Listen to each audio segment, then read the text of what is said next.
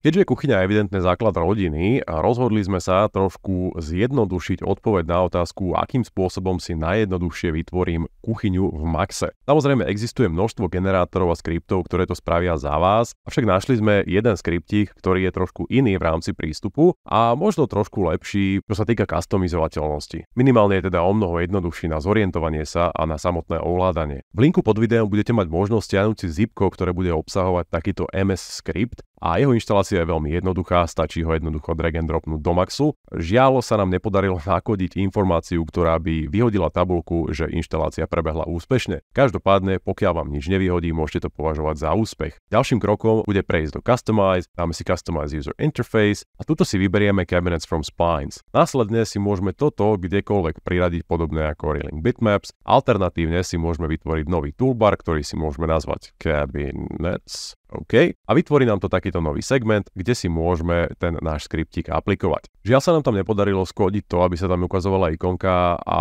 taktiež mne osobne na tejto verzii Maxu neukazuje ani text, neviem z akého dôvodu. Každopádne, ak vám to niečo ukazuje, tak ste vyhrali. Ak nie, tak môžete kliknúť pravým na toto tlačidlo, dáme Edit Button Appearance a skúste si tam treba zhodiť nejakú defaultnú ikonu od Maxu. Mne sa tam bohužiaľ z nejakého dôvodu nezobrazuje. No však ale nič nemení na veci, že tento skript je reálne funkčný a ako náhle sa na ňo kliknem, tak sa mi otvorí takáto tabuľka, kde sme museli v rámci toho, aby to dávalo zmysel, trošku pomeniť jednak to ujíčko a takisto aj tie funkcie, nakoľko tam boli trebárs možnosti vytvorenia kľúčky, nejakej originál, čo ten pán pôvodne vytváral a neprišli nám tieto dizajny úplne ako z tohto storočia. To znamená, že čo sa týka kľúčiek, máme možnosť vybrať si nejakú vlastnú. Čiže aby sme sa posunuli, máme tu štandardné 2D, z ktorého si budeme postupne extrudovať tieto naše kabinety. Tuto jednotlivé rectangles, jediné čo treba je, aby ste ich nezgrupovali, lebo to fungovať nebude. Vyznačím si ten svoj spodok, dáme Create Base o hĺbke 60, čo je prednastavené, samozrejme ju môžeme meniť. Dôležité je, aby ste tuto v tejto kolónke nestlačali Enter. Netuším, z akého dôvodu sa to tak deje, ale keby sme si treba chceli zobrať tento jeden kabinet a napíšeme tam treba 15, dáme Enter a potom dáme Create Base, alternatívne si môžeme dať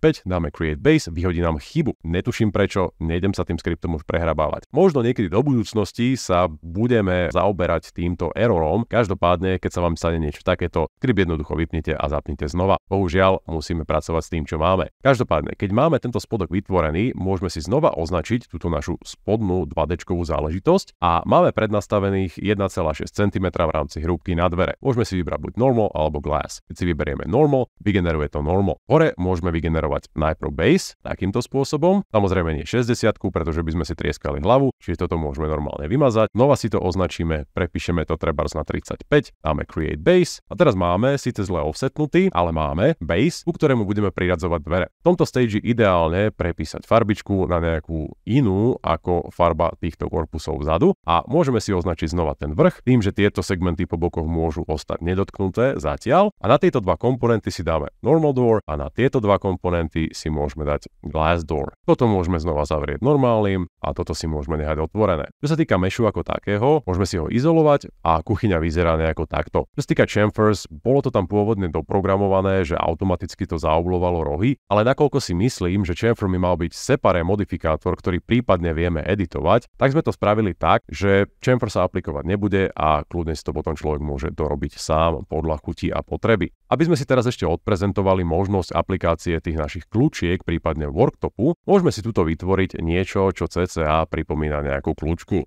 Keď to máme takto nachystané, môžeme si vytvoriť jednu kópiu horizontálne, jednu vertikálne, môžeme si označiť tieto šuflíky, vyberieme si Select Handle, klikneme na tento object, dáme Apply Handles a ono to automaticky priradí tie handles do stredu toho daného objektu. Toto môže byť trošku na nervy lezúce v prípade, že pracujeme s kľúčkami, ktoré sú vertikálne, Apply Handles a vidíme, že nám to hádže do stredu. Toto už v podstate závisí na vás, či si to chcete offsetnúť alebo či to vôbec budete používať. Takisto máme možnosť aplikovať handles na tie horné časti a posunúť si ich trebárs nižšie. Samozrejme, tieto kľúčky sú obrovské a slúžia len ako placeholder. V prípade, že si stiahnete nejaký externý objekt ako kľúčku, ideálne, aby bol pivot v strede toho daného objektu. Alternatívne, ak by vám to robilo problémy, treba resetovať X-form. No a na záver sa pozrieme, ako automaticky vygenerovať worktop. Treba vliesť do splines, dáme si rectangle, zapneme si snapping, klikneme do jedného rohu, pustíme to v druhom rohu a aplikujeme create worktop. Automaticky sa priradí shell a vo všeobecnosti celý ten skriptík je robený pomocou modifikátorov, čiže v prípade, že by ste sa chceli dostať ku svojmu pôvodnému shapeu a treba si ho skopírovať a podľa neho vytvoriť nejaký nový kabinet, treba takto, treba si dať pozor, aby ste tieto veci vymazali a tento si môžeme zapnúť naspäť. Takže dúfam, že tento skriptík vám aspoň trošku pomôže pri tvorbe kuchyň. Samozrejme viem, nie je to ultra, neviem aké procedurálne a má to svoje obmedzenia a muchy, ale minimálne v prípade, že v rýchlosti potrebujete vytvoriť nejaký ten kabinet, nemusí to byť zrovna kuchyňa, môže to byť kľudne aj skriňa, tak si myslím, že tento spôsob by teoreticky mohol dávať zmysel. Minimálne čo sa týka úspory času. No a ak sa vám tento štýl skriptového kontentu páči, tak nám prosím vás dajte vedieť, či už lajkom alebo niekde do komentárov, nakoľko máme neskutočné kýble týchto starých skriptov, ktoré môžeme upraviť či opraviť, prispôsobiť a zdieľať, nakoľko všetky tieto staré veci sú poväčšine free.